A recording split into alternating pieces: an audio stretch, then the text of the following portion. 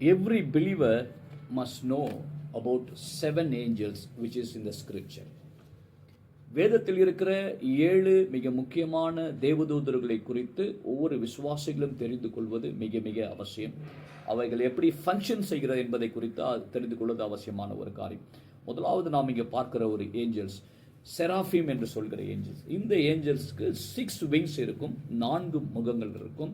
இவைகளுடைய கால்கள் எருதுகளுடைய கால்களை போல இருக்கும். இவைகள் இந்த பக்கம் திரும்பாமல் நேராக போகிற ஒரு ஏஞ்சல்ஸ்.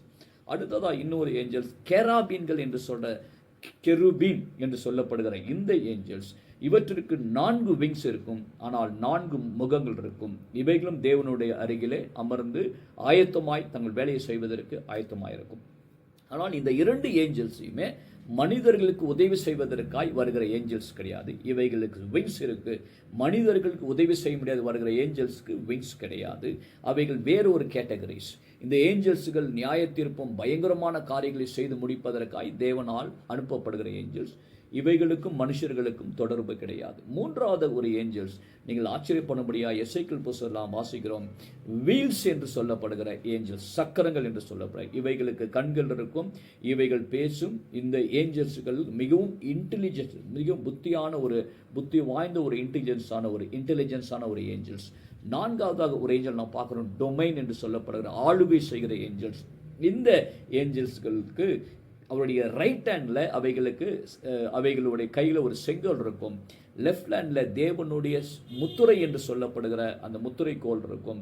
இவைகள் தேவனுக்கு ஆளுகை செய்கிற வெற்றியும் தோல்வியும் தேவனுக்காக நிர்ணயிக்கிறபடியாய் அவைகள் அனுப்பப்படுகிற இவை ஏஞ்சல்ஸ்.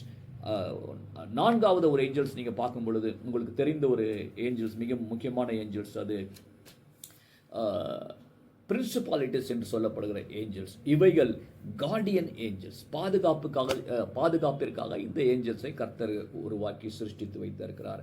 ஐந்தாவது நாம் இங்கே பார்க்குற ஒரு மிக முக்கியமான ஏஞ்சல்ஸ், எல்லாருக்கும் தெரிஞ்ச ஏஞ்சல்ஸ் பார்க்கும்போது மிகாவேல் என்று சொல்லப்படுகிற ஆர்க் ஏஞ்சல், மைக்கேல் என்று சொல்லப்படுகிற ஆர்க் ஏஞ்சல்.